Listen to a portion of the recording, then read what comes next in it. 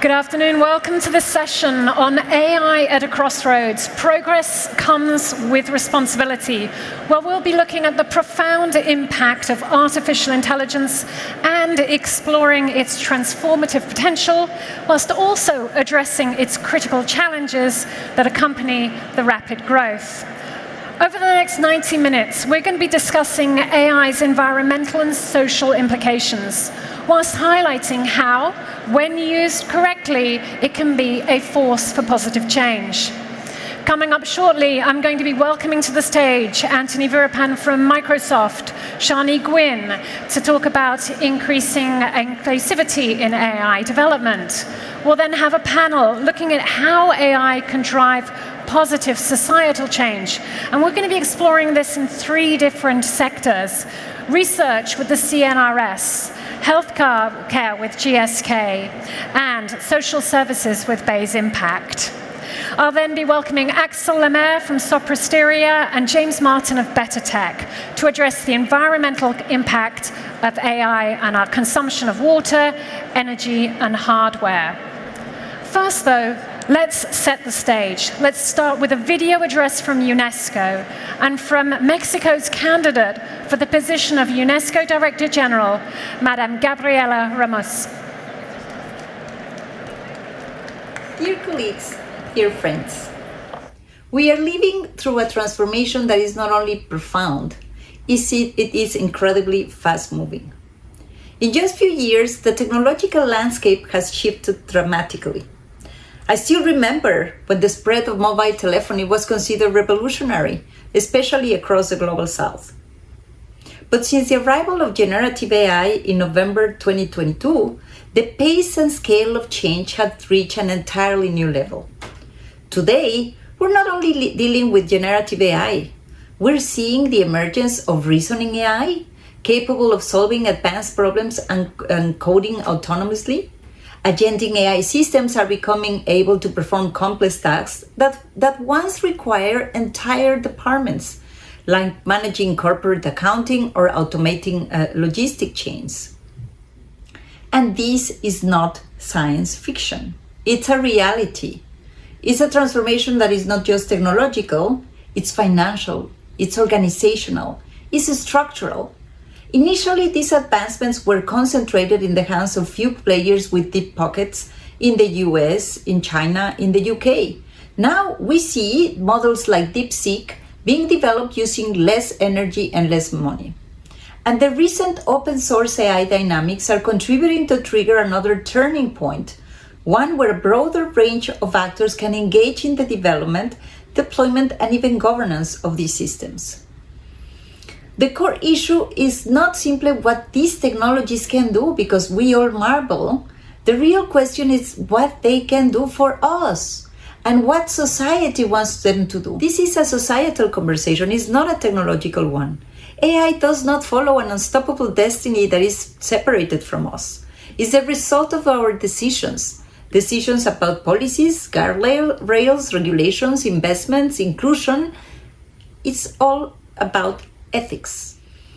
And the danger is not just technological failure, it's a social cost of disruptions, labor market instability, inequalities, privacy violations, algorithmic biases, environmental degradation, and the use and abuse of our data, which reflects the way we act, we think, and live. What we need is a smart, context-sensitive, and effective public policies. Some countries are ready to leap forward with advanced infrastructures. Others are still building foundational capacities. And this is why I commend the work that UNESCO has been doing with the Ethics of AI recommendation and the Readiness Assessment methodology, an initiative that I was actually proud to lead during my time as Assistant Director General. And today, as Mexico candidate for the UNESCO Director General, I remain fully committed with the principles of inclusive, ethical, and human-centered governance that so many institutions, including also the OECD, where I was also working, have championed. And the fact that now we have 70 countries around the world doing the RAMs and more with the UNDP doing their assessment tools is proof that tailored, context-aware strategies are not only possible but needed. We need this contextual information and strategies, but we also need to work with the major platforms like the G20, the G7, the AI Action Summit in France, where these discussions are delivering possible solutions, and where in my time as Sherpa of these groups, I could see how much institutions like the OECD or like UNESCO can provide with evidence and with inputs to deliver for good in their outcomes. We have, for example, the G7 Toolkit for AI in the public sector that was translating the principles of ethics into actionable policies to leverage AI to improve the efficiency of internal operations, the effectiveness of policy making, and the responsiveness of public service, and overall accountability and transparency. Or, for example, the Toolkit for Artificial Intelligence and Readiness and Capacity Assessment, which is an analysis of the way the public services leverage AI, and what are the drivers and what are the obstacles that we need to address. And so we are really proud that we have launched these reports, as we are proud to have contributed to the G20 Osaka Summit, where the US OECD principles inform the G20 AI principles. We need all hands on deck. And this confirms that AI can do a lot for us if it's ethical, if it is sustainable, and if it is inclusive. And this is why it's so important, more than ever, not to forget about some data that we need to address. Only 22% of AI professionals are women, and this is not acceptable. We're just reproducing the gender gaps. But we can change it, including through public procurement policies, support for women-led enterprises, or deliberate market incentives. These tools exist. They are called well-designed inclusive policies. And so again, my message is, let's not think what AI can do for us. Let's ask us, what do we want AI to do for us, for our societies, for our problems, for our ambitions, for our dreams? And let's build the ethical frameworks, empower governments, and give people the skills they need to make this transition work for themselves and for the common good. Thank you, Gabriela. Ramos, as we just heard there, AI is very much a societal conversation. And I was particularly struck by one data point that she gave us. Only 22% of AI professionals are women. Now, as low as 22% is, I'm sure this number is much lower if we look at underrepresented communities and indigenous communities. We need to prioritize inclusivity and accessibility in AI development as well, ensuring that it's from its conception to its benefits, it's available to everyone. Here to discuss ways in which we're making AI inclusive for all, please welcome my next two guests. Founder of Pipiguan Pitaguan, Shani Gwyn, and world leader from Microsoft Entrepreneurship for Positive Impact, Anthony Virapin. Welcome, come up.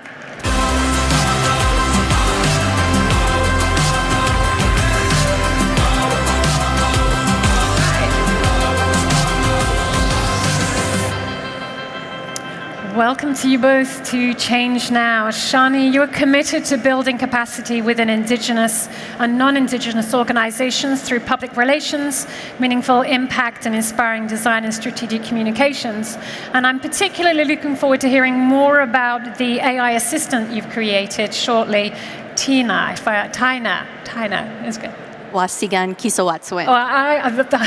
Thank you. I was never going to pronounce that correctly. Anthony, at Microsoft, you're working with entrepreneurs and startups to scale impact with a special emphasis on education, including underrepresented communities in AI development. Welcome to you both. Now, we've met our speakers. I'd love to meet you very quickly and understand a little bit about our audience and who we're addressing.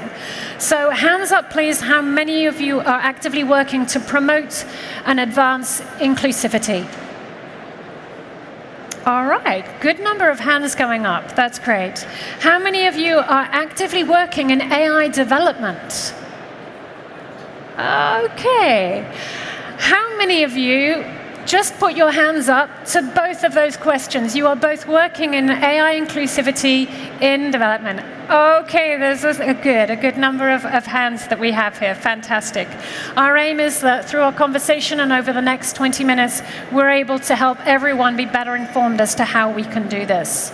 Let's start off by thinking about what does it mean and how do we prioritize and ensure that both individuals and communities have the skills and agencies to shape and design AI that serves them and that serves their communities.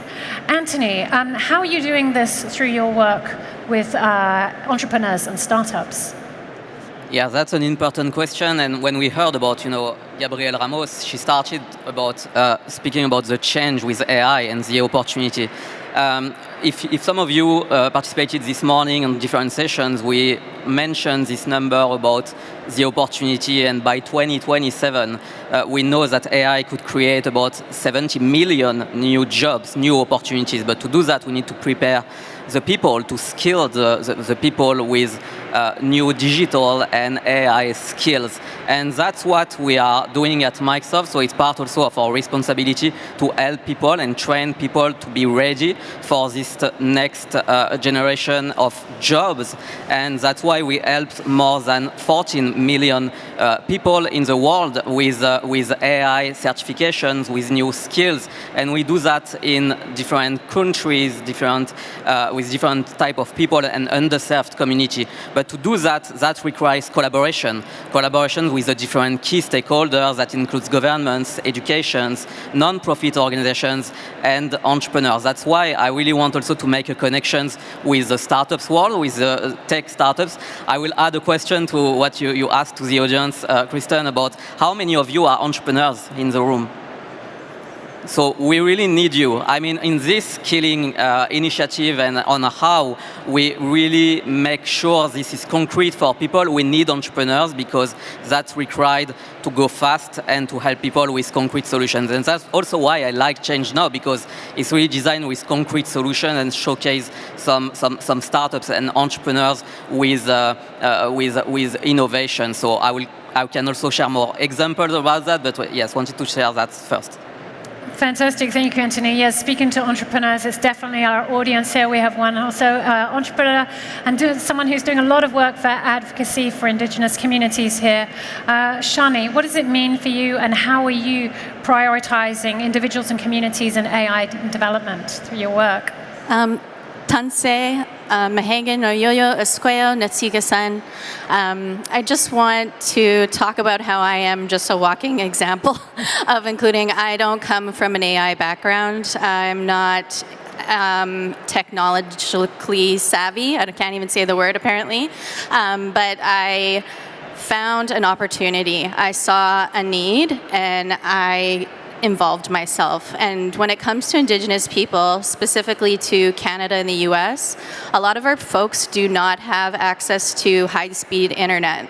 And so we can't actually even try to play around with AI, never mind trying to develop our skills. So one thing I think is really important is seeking out relationships, building those opportunities in. Anyone can be trained. Anyone can learn about AI and what it can do. And here's an example. Settlers brought beading to our lands, and look what we did with it. We created something beautiful and new and special. And I think that's what I'm doing now with AI is we're trying to ensure that it has the perspective of Indigenous people. A lot of our histories have been rewritten, or AI tends to honor the perspective of a colonial white cis male. And so when you go to ask it questions, it doesn't necessarily know the truths of our people. And there's so many opportunities. There's lots of Indigenous people getting involved in tech. But don't let it stop you even just with Indigenous people. There are so many unique perspectives. There's so many ways that we can combine collective and individual sovereignty. They work together, and I think if we keep that at the forefront of our mind when we're developing our AI projects and our work, it's going to get you really far. Thank you, Johnny. And one of the things I picked up on there and listening to you actually was I was thinking about, we talk about all these different types of training data that go in. We talk about artificial intelligence, but what I was hearing there was also ancestral intelligence, which is critical, putting all of that in and bringing it in, the richness that we have in our communities. What are the indicators that you both look at to ensure that the work, the efforts, the energies that are going into this is indeed taking us in the right direction? This is all new territory. Okay, so we're all kind of feeling our way out there. So what is it that you're looking at to see what needs to be done and if you're moving and taking down the right path? Shani. Sure. Well, in terms of our tool, Wasigan Kisawatsuin, which translates to kind electricity, we are testing our model up against other models. So we'll see what answer we're getting from Wasigan with our fine-tuned data compared to Gemini or ChatGPT or other models out there. And what we'll find is if you were to ask Gemini if Kalivik is a residential school, which are schools that were created by the Canadian government and the church in Canada to assimilate and essentially harm our communities. If you ask it about that school, it says no, it's a boarding school, and it starts to give a very interesting answer about why it's come to that conclusion. Whereas Wasigan Kisawatsuin will say, yes, it is a residential school, and it was the last residential school that closed in 1997, which is not that long ago. And that's a very important distinction to make, because in Canada has that responsibility to make amends for the harms that happened in those schools, and has a responsibility for what has happened there. And so if AI is already starting to change that narrative, change that history, that's a problem. And what we are also doing is we're seeing how Indigenous knowledge works alongside Western knowledge. It's not one or the other. There isn't one right or wrong. They're different. And one of the stories I think of is in the West Coast in Canada, there were First Nations there that worked with a university, and they were just looking at the grizzly bears, and they knew that there were 3 genetic variations of the grizzly bears in the area, and the First Nations there were saying, yeah, we know there are relatives and they're actually in these territories.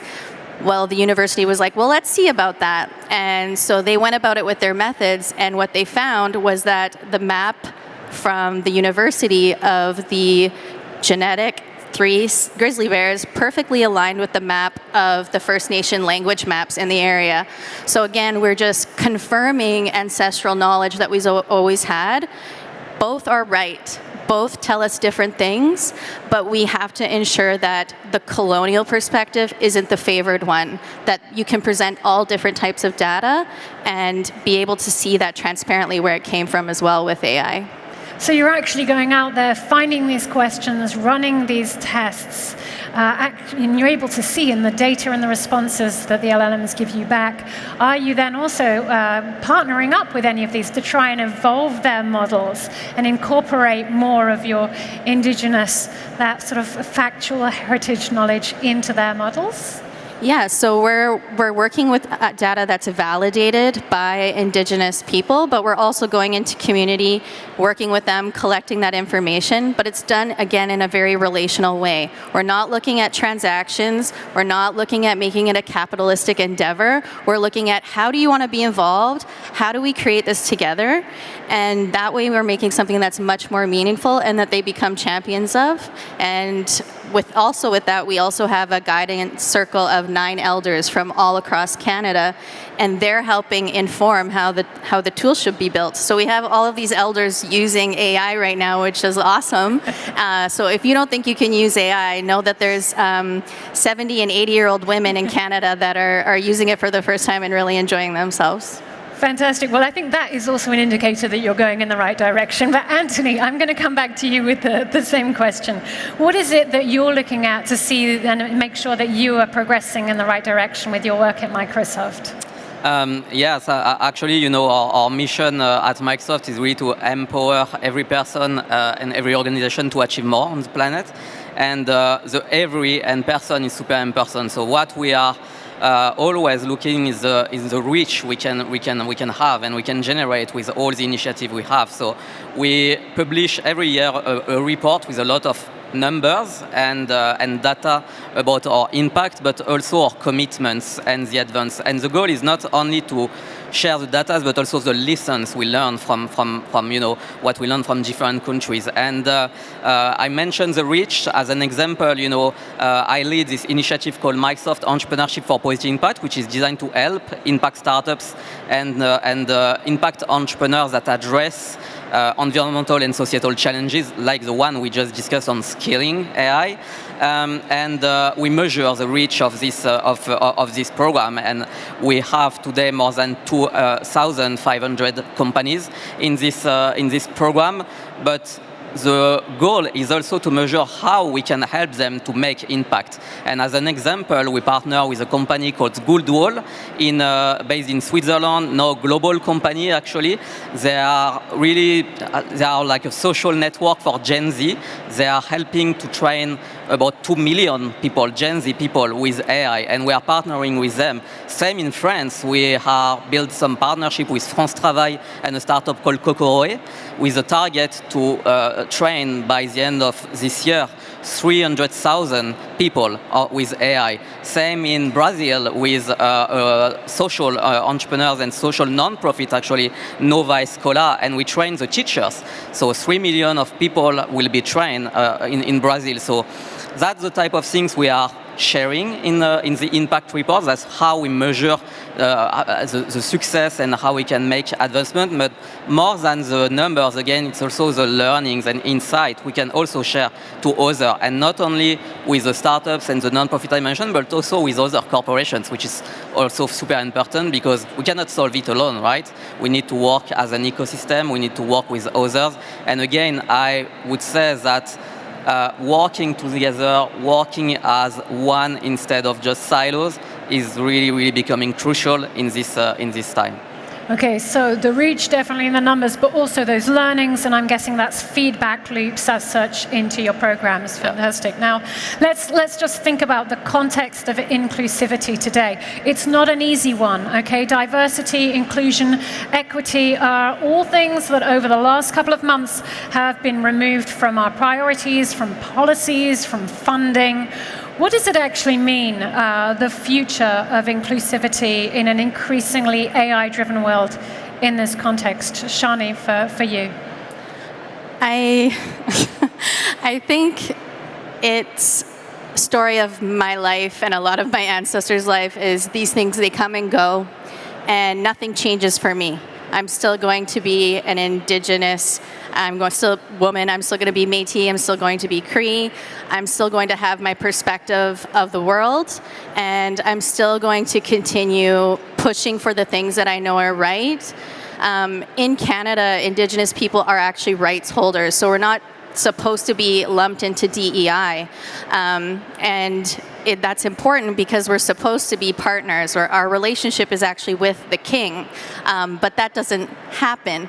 So there's lots of work to be done, and in some ways I think getting rid of DEI may be good in that we can actually rebuild it the way it's supposed to, by actually bringing people in as partners, as co-collaborators, rather than a marketing or branding opportunity. When you bring those perspectives in, the product always gets better. It always reaches more people. The information is better. You learn more things. There's no real bad to including more people at the table. You're always going to get something more important. And maybe we can move around some of the language as well, from getting LGBTQ2S+ and BIPOC, when really it means you're not straight, you're not white, you're not a man. We're really creating this this illusion that we are all minorities, when really, when you flip it, the minority is those folks that are in control and have most of the power in the world and creating this model, to be frank. So less labels, more rights, and included in. I love that. Anthony, how about for yourself? What does it mean in this increasingly AI-driven world? I fully align with Shani, actually. I think even if things are changing in the world, we need to continue and to push and stay consistent. That's super important. And that's also part of what I call the positive leadership, to stay focused on that motion if we believe it, and I believe it personally, so it will need to continue even if we have a lot of things that moving, etc. That's super important, again, to stay consistent and have courage. We discussed a lot, in Change Now about that in leadership, in thought leadership. So I would say, fully aligned with you, Shani. Fantastic. Do either of you, for anyone out there, all those people with their hands up who are in AI development, in inclusivity, do you have any quick best practices, resources, podcasts, books, things that they should turn to help them continue their work in the sector? Anthony? I mentioned a lot about collaboration. So I think if some of you are working on large corporations or are entrepreneurs, I recommend you to join maybe some initiatives we have around this learning and best practice. We are part of an initiative in the World Economic Forum called AI for Social Innovation and Corporate Leadership Council. So I'm happy to share more details with you if you want to reach out. We have a booth, Microsoft booth, so I'm happy to share that. But it's a good opportunity to learn each other and share some practices. In terms of podcast, I'm going to ask you to, because we have 1 minute left on the clock, and I do want to get to Shani, but grab Anthony off stage to get his podcast. I have also other recommendations, so happy to share that. Shani. I think for me, I always just question what is best practice, especially when it comes to AI. It's something that's so new. Best practice is going to be based on, I'm going to sound like a broken record, on the white perspective. So try to break that down, bring people in, listen to others, create something new, work in the unknown, partner, co-collaborate, listen to indigenous people.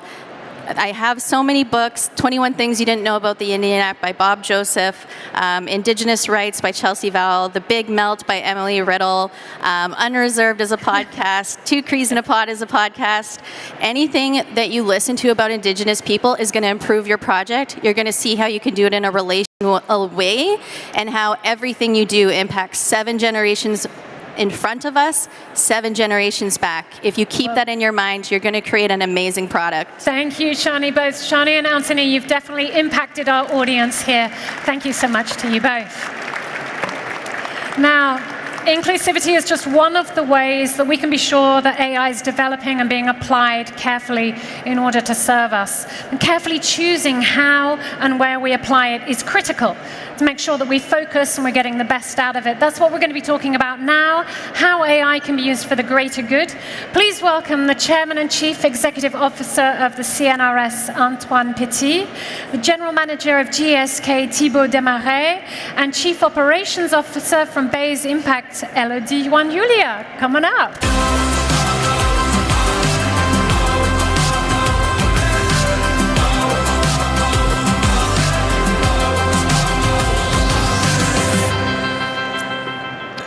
Welcome. It's fantastic to have you here on stage at Change Now. Antoine Petit, you are the Chairman and Chief Executive Officer at the CNRS, which is one of the largest fundamental science organizations in Europe, if not the world, I believe. Elodie, welcome. Bayes Impact's mission is to use technology to tackle social issues at scale. Founded in 2014 in the US, was one of the first not-for-profits to go through the world-famous Y Combinator accelerator program. Welcome, Elodie.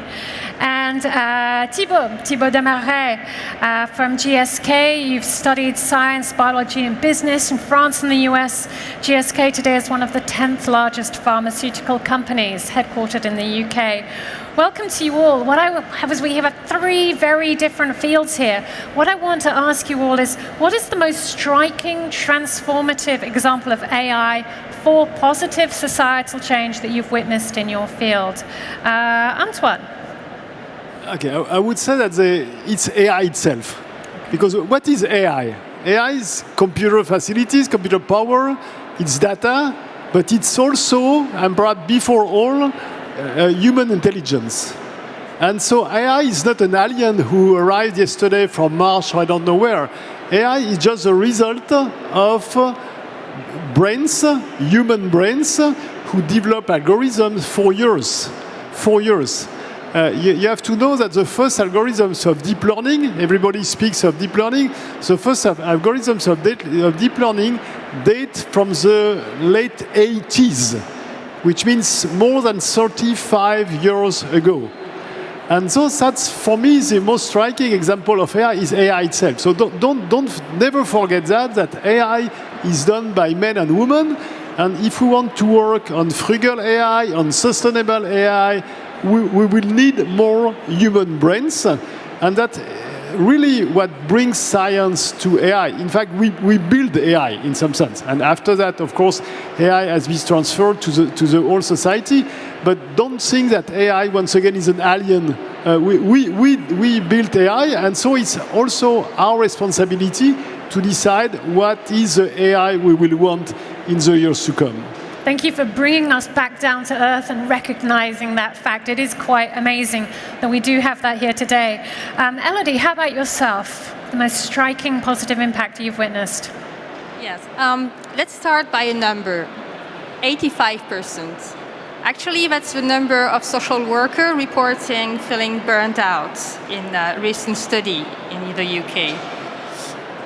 Not because they are lacking of motivation, but because of the caseload and the fragmented information and the tools that don't work together.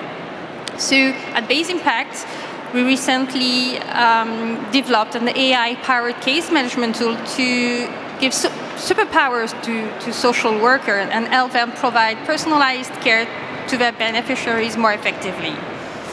Right now, we are running 5 pilots in France. Amongst them, we're running one with France Travail, another one with the liver transplantation service of Paul Bruce Hospital, and another one with e-Enfance. We're also running one in Japan with young people in a vulnerable situation, and another one in the US with the foster care professionals. Giving more time to the people for human interaction is what AI now is providing, and which is very impactful. Definitely. Anything that we can give, that we can do to give more human impact in that sector is vital. Thibault, how about yourself in the healthcare world? So I've got the chance to work for a big pharma organization, and I can tell you without any doubt that AI is definitely a breakthrough in all the research and the discovery. You know, our job in the pharmaceutical industry is to innovate. It's bringing science, technology, and the talent of our researcher together to really get ahead of disease. And you know that developing a drug today, it's super complicated. It's about 10 to 15 years. It costs almost $1 billion, if it's no more. And in 90%, 90, we are failing. So no success. So AI here is really playing a very, very active role in terms of improving the productivity and the effectiveness of the research. And more than a long speech, no, let me give you 2 concrete examples. Number one is in the patient identification. So what we are doing at GSK in the cancer, where we still have a lot to do, it's developing what we call organoid. Organoid is a 3D tumor model, so it's virtual. And we can better understand how the cancer is working. And with the organoid, we take in a library of molecules, old molecule, new molecule, and we screen and we test them very, very quickly in the virtual world. And thanks to that, you can match, depending on the pathway and the mechanism of action, the right molecule. And on top of that, you can identify who should be the best patient for the best outcome. And as an example, in the endometrial cancer, which is a cancer where more than almost 8,000 women every year in France is impacted by this cancer, We've been able, after 20 years of no innovation, to find a treatment where we can target specific women with a very high percentage of efficacy. And AI also told us, you know what? There is the same type of profile for another cancer, rectum cancer, and we've got 100% efficacy in this cancer just by matching things with AI. So you see, it's very, very concrete, and it's striking, and it's giving me tons of hopes for new potential treatment coming soon. So both in terms of reducing the amount of time, but increasing the precision that we have here.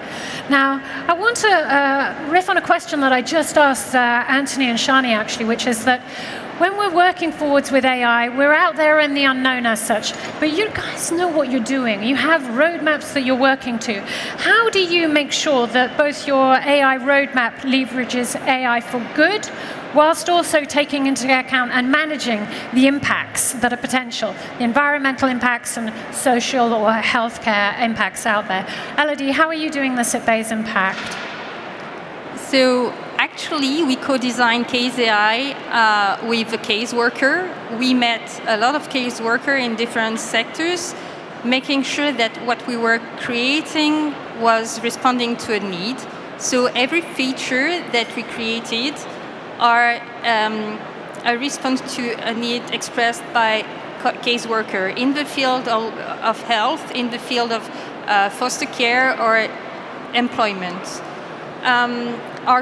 Our tool, Case AI, is there to organize, summarize information, making suggestions, but it's never deciding. It's only making suggestions, and it's always the caseworker which decide what the best option is. Also, we set some ethical boundaries because this is very important. We are not making automated scoring. There is no, it's not a black box, so everything that is provided can be verified and everything is transparent. So that's how you're making sure out there. Thibault, how about yourself? So for me, the impact of AI, no doubt, as I just mentioned, research, discovery, we know. But our mission at GSK is really to impact the life of 2.5 billion people in the world, which is massive. And we strongly believe that AI will help us to achieve our mission. But AI is not only for pharma in research and discovery. As you know, we are producing drugs, which is super complicated. And we are really leveraging AI to help us also to reach our very ambitious target in terms of climate, nature. We have a target of net zero by 2045. And just to give you also a concrete example, so in the manufacturing process, at the time where I'm talking right now, we've got 54 digital twins, so it's kind of digital production sites, fake production site, working on 12 products to really look at how to best optimize the development plan, how to simplify, how to make sure that the quality is the best quality, and that is really a concrete application of AI. Another application is definitely on the transportation. Mm-hmm. We want to reduce our carbon footprint, so we are working with AI to find the best route for the product by decreasing also the carbon footprint. And the last example that I can share is we are doing with a global team some work on the reduction of water. You know that water, as we are discussing here, is really precious. And by leveraging AI in our production cycle, we've been able to reduce by 28% the consumption of water in the last couple of years. So it's very concrete examples having direct impact on the planet, direct impact on human, and direct impact on the health of people. Okay, and if anyone can do anything for the direct impact of the glare on the stage right now. I've got my sunglasses, but I was hesitating, should I go, yes or no? But anyway. But we've been talking about research, and Antoine, you and I had a chat beforehand, and when I asked you about the roadmap, you said, hang on, research is risky out there, we don't necessarily have a roadmap. But I want to come to you with the same question and ask as such, what does the future of AI-developed research look like then, if you don't have this roadmap? No, that's the principle of research. We never know what will happen. And even concerning AI, if you look back to 10 years ago, nobody imagined really the impact of generative AI. I think that for researchers, AI has to be considered as a tool, a fantastic tool, but as a tool, as telescope, microscope, lasers in other disciplines. And the difficulty is precisely to understand how we can use this tool the most efficiently as possible. And it requires to have skills. If you want to apply AI on a discipline Y, you need people who have skills in the discipline Y, of course, but also in AI. And that's a challenge for us. And probably the key point is not to imagine that the same man or same woman will have all the skills, but we need to develop cooperations between people coming from different fields. That's something we used to do in research. Most of the big challenges require collaborations with people from very, very different disciplines. If we look at the climate change challenge, you need people from a lot of disciplines, including people from humanities and social sciences. And so now for science, I think the big issue is for each discipline has to make an effort to understand how AI will impact this discipline. Some disciplines are used to do that. For instance, particle physics or astronomy, they produce huge amount of data, and so they use to use some kind of AI. But on other disciplines, the way AI will impact is still to discover, and we have already some ideas. Just to give you an example. Before AI, when you want a new material or a new drug, and then you define a new material or a new drug, and then you studied the properties of this material. Now, thanks to AI, you will say, oh, I would like to have such a material or such a drug with such properties. And then AI will propose you some candidates with the highest number of probability that this new drug or this new material verifies these properties. So AI is not only a factor of acceleration. It forces us in some sense, or it opens new directions of new research, and that's why AI will have an impact, has already an impact on science, of course, but will have an impact, and I'm convinced that in fact we are, as somebody don't understand probably, we are at the very beginning era of AI, and not at the end. AI is just we don't know what will be exactly the impact of AI in science, but in daily life. But it's also to us to decide what AI we want for the future, for the best, and not for the worst. Certainly, and what I've understood also through this is at CNRS, you're both consuming AI, using it, but you're also producing it. Yeah, we do both. In some sense, we produce AI thanks our mathematicians and computer scientists, because don't forget that AI is before all mathematics and computer science, but we also consume AI, as you said, and there is a very virtual loop between the two, because when you consume AI, it needs that you will probably, if you use AI for chemistry, probably chemists will ask for new algorithms, and the questions will be asked to producer of AI, so mathematicians and computer scientists. So there are very interesting virtual loops between different communities. And of course, in the loop, there are also people from humanities and social sciences in order to understand what we are ready to accept, what we are not ready to accept. And citizens, we are not always rational. Sometimes we accept things and sometimes we don't, without any precise reason for that. But it's precisely one of the big questions. All the questions about deontology, ethics of AI, or studies of research also in CNRS. I want to come to that subject now, because we've talked about sort of like the roadmap, okay? But what I want to ask now are what are the indicators that you're looking at? What are the measures? What are the guardrails maybe that you are putting into place to make sure that we're going in the right direction? And are there any red flags that you're looking at out there? Elodie, how about yourself? So we have different ways to track that we're going the right way. I would say the first one, we are checking that actually caseworkers are using Case AI, are using our tool. So if they are using it, it's helpful for sure.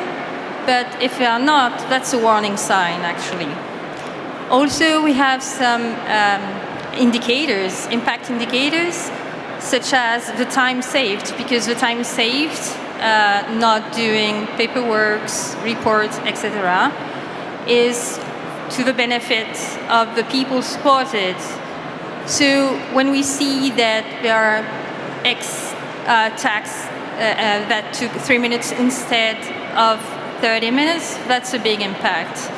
And finally, we get feedback from the caseworker on a regular basis to make sure that they are using our tool properly too, because we don't want them to go blind using AI. We want them to be conscious of the decisions they are making. So we want them also to rely on AI for the suggestions, but not for the decision making. Okay, so adoption, but not kind of blind reliance. Finding that balance between them. Thibault, how about for yourself? What are your guardrails and your ethics red flags? So for us, it's two dimensions. The first one is just a number, 3,600. This is a number of GSK employees here in France.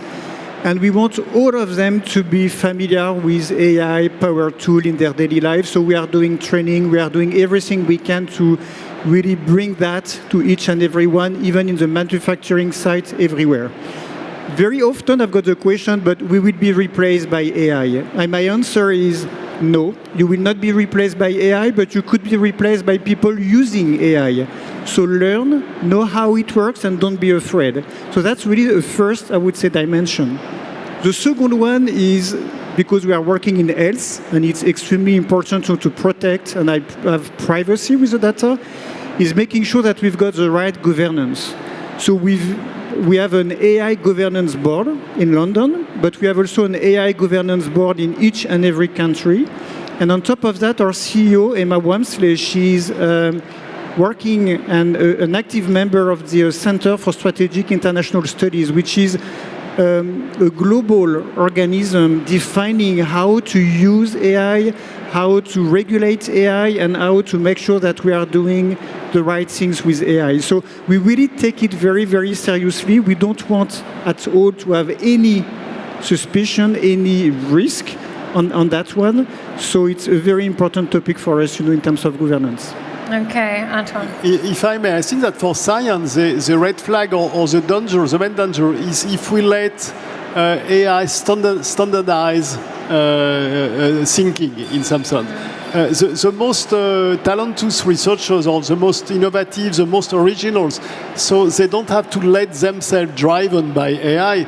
They should be really aware to drive AI, which is of course not the same. And so if we let too much room to AI, then it will standardize thinking, and for science, it will really a nightmare. That's very similar to what Elodie was just kind of saying, have to not become blind or to remain curious. But then at the CNRS, what are the measures and what are the indicators that you're looking at to see that that's indeed happening and you don't have people, sort of just relying on AI all the time, or that the progress that you're making into these new, unknown fields and areas is indeed taking us in the right direction? Yeah, in fact, as we said, we don't know. But I think the key point for us is education. Clearly, education at all levels. Education also for researchers who are not specialists of AI, to help them to interact with specialists of AI. But I'm convinced that education to AI is absolutely crucial. We don't have to be afraid by AI, but on the converse, we have to be aware of the risk, the dangers of AI, and it really requires to educate at all ages. And that's for me really the key point. And even if CNRS is a research organization and not a teaching organization, we are convinced that to educate citizens, to educate politicians, to educate decision makers is absolutely crucial. Okay, you're one of the largest organizations in the Europe, if not the world, out there. Is collaboration also an indicator with different countries? Is that something that you're also looking at to see that you're progressing in the right direction?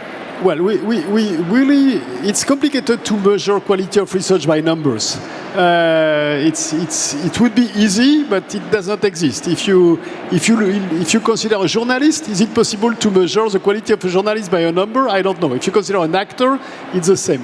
But what we really want is that all discipline should take AI into consideration. No discipline can say, "Oh, AI is not for me." Outside of science is what some years ago the medicine and lawyers say, "Oh no, AI is not for us," and we see now that is not the case. So that's for us the key point, that all discipline should think to how AI can be an efficient tool to go further, to go faster, but also taking into account the energy consumed by AI. We had a small exchange on that, but it's clearly an issue because the most powerful AI is also the AI we will until now consume the most. So there are a lot of research also devoted to make new algorithms which are able to learn on a smaller amount of data. Like our kids learn very fast. AI is much less efficient than a kid, so we study new algorithms in order to let AI learning on smaller sets of examples. That's all we try to do. Well, in fact, our next guests are going to be talking about sort of like the consumption, not just from data, but also resources. We have a few more minutes left on this panel, and I want us to bring it right down to here, to this stage, okay? A few months ago, there was the AI Action Summit happening in this very venue, okay? We have on stage with us here 3 organizations, 3 speakers from Europe. I want to ask the question, how can Europe drive AI for the greater good, for our societies, for our communities, for our individuals? What do you believe are the strengths and the competences that we can and should be leaning into here in Europe? Thibault. So for me, I think it's a no-brainer that AI for healthcare, it's essential. It's not a negotiation, and Europe really need to take advantage of it. We've got, as you may know, but 1/3 of all the data in the world are health data. And we've got in Europe tons of very, very good data on health.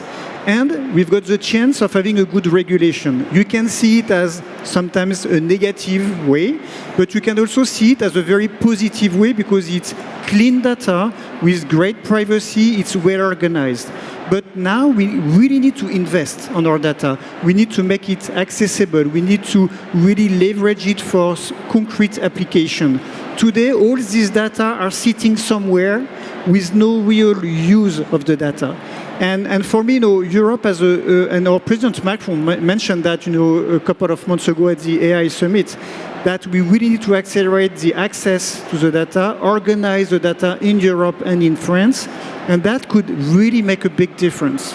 And it's on the long term. So I'm really hopeful that if we invest, it's not too late, but we need to invest and take action now on how to best leverage all this data that we've got in the health system. Okay, so the fact that we've got some great data, we've got some good regulation to protect ourselves with our data and lean into investment. Elodie, how about yourself? What are we going to do? Yeah, in Europe, we have a legacy of strong public services and social protection. AI won't disrupt that, but it will improve it, actually. Base Impact has been working in this system for over 10 years. And what I see is that we have this European regulation, which is a strength and not a weakness, because it forces us to build a transparent AI, a transparent and accountable AI, and so that is trustworthy. So maybe we won't go as fast as in other countries. However, what we are building right now in Europe is completely transparent and trustworthy. Okay, so the fact that we have strong services, social services already, and that we can build on that, but do it in a way that's transparent, as you say, maybe not so fast, but do it right. Antoine. Well, several points. First of all, as I said at the very beginning, behind AI there are mathematics and computer science, and in Europe we have very strong education systems in this discipline. So we produce talents and we produce skills that we should use. The second point I would like to mention is the fact that if I look at CNRS, we create every year between 80 and 100 startups, and 6 of them are here. And about 30% of them use AI. They're not pure actors of AI, but it's AI in energy, AI in health, AI in transportation. I think that for Europe, it's really important to understand how they can apply AI in given fields. And the last point that I would like to mention is around values. We have in Europe some values which are not better or worse than the value in other parts of the world, but which are different. And so we have to pay attention to develop AI which correspond to our value. That's very important. And it's also like that people will accept AI. People, I think, will accept AI if this AI corresponds to our values. And once again, I don't say that our values are better than the others, but they are different in some aspects. And we have to pay attention to that, to not use an AI which is based on values which are different than ours. So lean into those different values that we have, make sure that we're doing it well and with transparency going forward, and really sort of make sure we're using our data in the best possible ways and investing in that as well.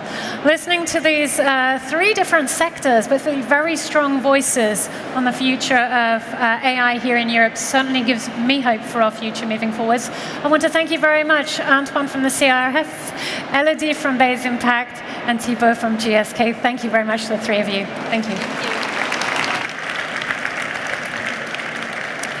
Okay, so we've been looking at ensuring that how AI can be more inclusive. We've just looked at making sure that AI is being used for the greater good. But the fact of the matter is, if we're using AI, we're consuming more resources than before we were using AI. And yet that's despite the fact that we all agree that we need to focus and do more to protect our planet and for our environment. AI is taking us away from our environmental goals, but here now to keep sustainability and the environment objectives clearly in our sights. Please welcome the Global Head of Sustainability at Sopra Steria, Axelle Lemaire, and founder of BetterTech, James Martin. Welcome.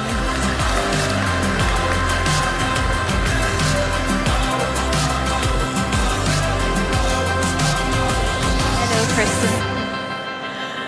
Hello to you both. Axelle, welcome back to Change Now. Thank you. James, hello, everyone. Welcome to our blindingly bright stage Thank here. you. It's bright, isn't it? Axelle Lemaire, Sopra Steria, you're in the top 5 actors in this space in Europe. You've got over 51,000 collaborators in 30 different countries, so clearly have a role in shaping tech in Europe. James Martin, founder at BetterTech, a leading expert on technology's impact and how to reduce it. James, you've become a go-to reference for environmental data. You keep a critical eye on what people are reporting, but also what they're not reporting, which is just as important in this. So our session title is Reducing AI's Environmental Footprint. Okay, James, can you start off by giving us some facts? What is our footprint data and facts, please?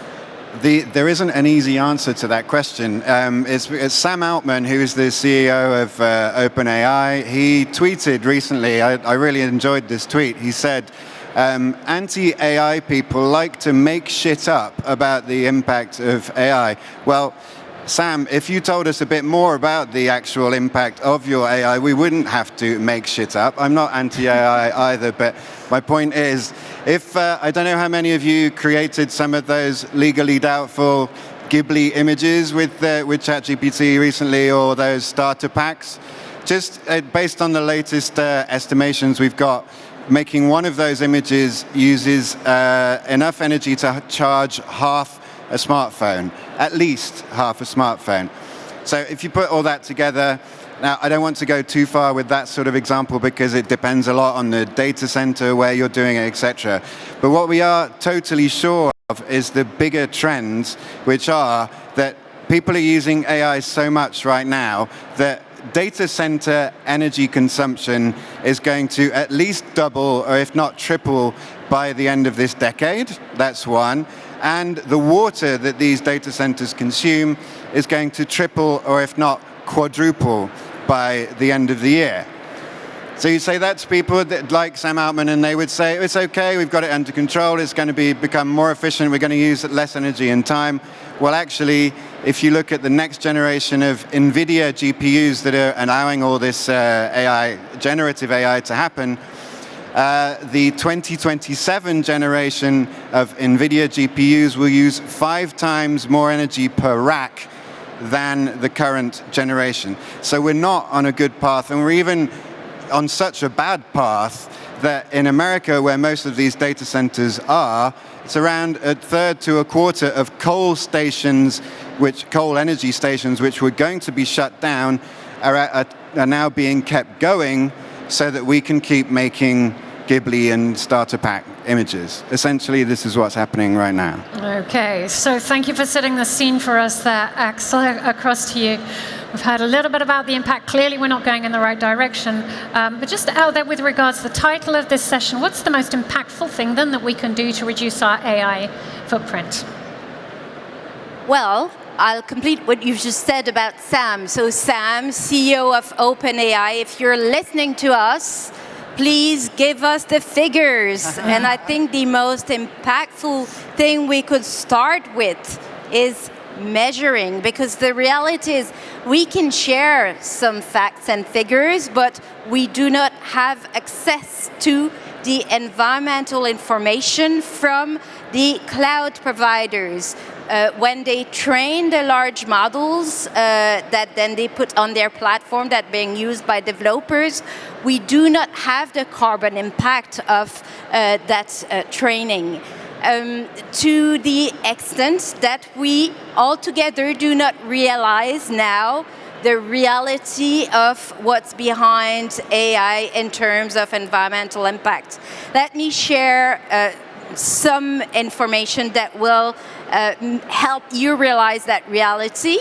The electricity consumption on an annual basis of data centers was on average 200 terawatt per hour between 2010 and 2020. And it didn't grow, it didn't increase that much.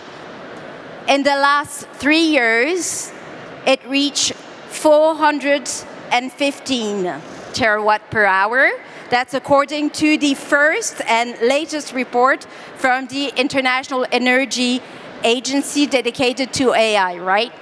And until by 2030, that figure will not be multiplied by 2, it will be multiplied by 4. And that's for the electricity consumption only. But look at this smartphone. It's using more than 50 different electronic components. And in the digital industry value chain, all in all, almost all of the elements that have been identified in the periodic charter, so that's 118, are part of the value chain, right? And we estimate that by 2030 again, the volume of electronic wastes related to electronic chips, so the GPUs, right, that are used to train and to stock models, will be multiplied by, can you guess? 1,000. Okay, so this is the reality, Sam. So I'm not anti-AI either. 10 years ago, I was a government minister in France in charge of digital affairs, right? We did pass regulation on open science, on open data, on open source in order to create the conditions to feed AI to make sure that it would be positively impactful. Okay, so maybe 10 years ago during the Paris Agreement, we didn't know what we're talking about now. But 10 years later, honestly, Sam, we have no excuse. Okay, so that's quite chilling, but I love the amount of data and facts you're both bringing in to really make this very real. AI is not going away. Our footprint definitely hasn't gone away. In fact, the opposite, it's getting bigger. And our experts are warning us of Jevons paradox, which is that, in fact, any efficiency gains that we may be making are being eaten up because there's an increased demand. The Ghibli images and other, for example, out there. So I'm going to come at you now both and ask how we're going to mitigate this and then maybe compensate it as well. Okay, so to mitigate, to start off with, Axelle, R&D, ways to find ways in which we can mitigate this risk in some way, shape or form. What can we do? There are promising research being done at the moment to stock data in different ways. So, for example, using NDA or stocking it on a kind of new glass material, right? But this is R&D, so it's not happening now, whereas what we're talking about is really happening now, and we see the very rapid spread of the use of ChatGPT, for example. I think nowadays 800 million people are using it, so that's a fifth of the world population with a very, very rapid adoption, right? Mm-hmm. So we have no time. So we need, and Antoine Petit was here, we need to massively invest in R&D. But for the moment, what can we do?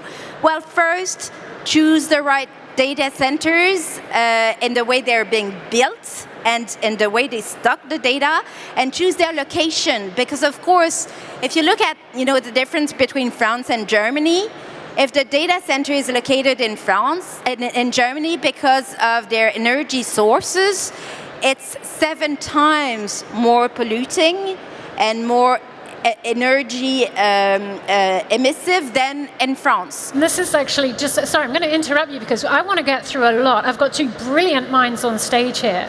But research, definitely for the longer term, but there are things we need to be careful about right here and now. Where we do things, the data centers that we use.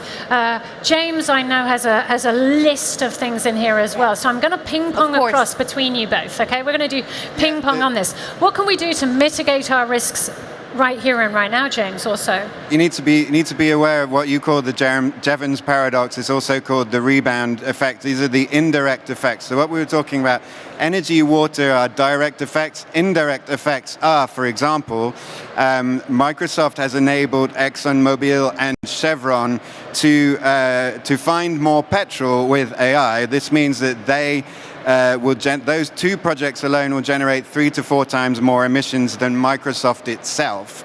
So it's not just indirect emissions, it's enabled emissions. What can you do at your level? Well, another way you're being pushed into generating these rebound effects is when in Microsoft Office or in WhatsApp, when it says, would you like to write this message with AI? Well, one of the best things you can do is just go, no, write it yourself, because that's not necessary impact. Then the other way to mitigate is, so if you've established, do I really need AI? Well, if you do, maybe you can use a kind of AI, like symbolic AI, which can use thousands of times less emissions to do the same thing. You can also do things like try and use smaller models. So the data center example is very good, because if you're using a European cloud provider whose data centers in Europe, they're, like Axelle was saying, because of the better energy mix, you'll be generating less emissions than in the States or even in Germany, so that's great. But the real problem with AI and with what I was hinting at before is that we're in this sort of bigger is better race. It was mentioned on the previous panel. The next models, the next processors, everything has to be bigger, bigger, bigger, better. Stargate is a 500 billion project, which is just going to be ridiculously huge. The fact is that smaller models can do just as good a job as bigger models. So companies like Sopra Steria need to be encouraging their clients to be using less impactful models and not always going for bigger, bigger, bigger, and bigger, faster, stronger. So being very conscious about what we're doing today is one way in which we can mitigate. Axelle, I interrupted you because I want you now to also talk about something else we can do, something that us Europeans are very good at. Okay, regulation. What role can regulation do and help us in terms of reducing our footprint? First, let me share my conviction, which is regulation for business is not necessarily a burden. And when it comes to ESG topics, we actually need it. And not only to make sure that private companies work in responsible ways and produce values in responsible way, but also I'm convinced that it is a source for better competitiveness because it's distinctive and it's quality competitiveness, right? The thing is, I'm not sure everyone shares that conviction because the AI Act was passed recently, is being implemented by the private sector at the moment, and the level of lobbying last year was so big that the objective of introducing some regulation on the environmental impact of AI was dropped, which means that Article 95 of that piece of legislation now only refers to voluntary code of conduct.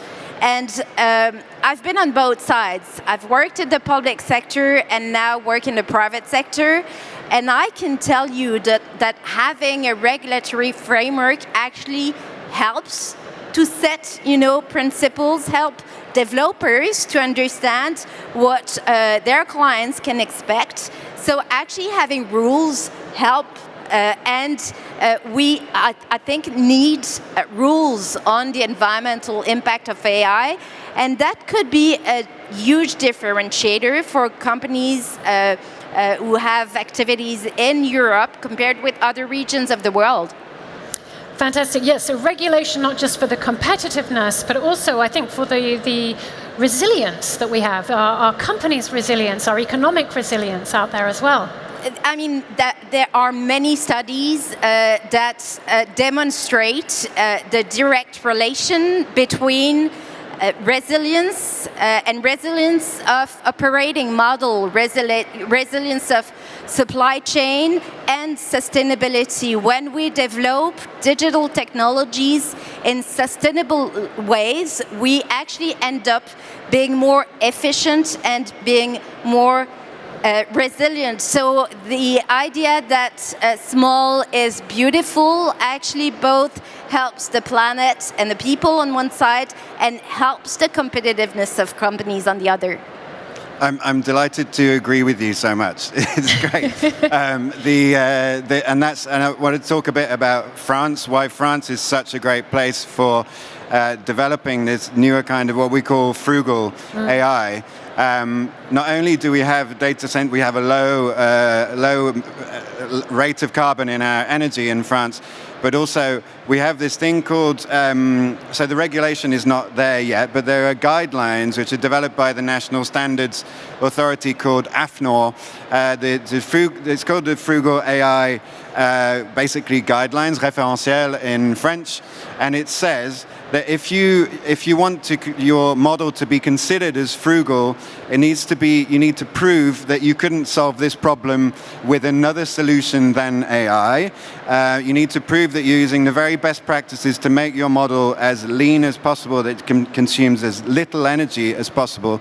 And the best bit, the real kicker, is it's great for business too, because if you want to work with the French government, you have to prove that your AI model is frugal. So France France is like really leading the way right now. Ça tombe bien. But France is in a lot of ways really setting the standard.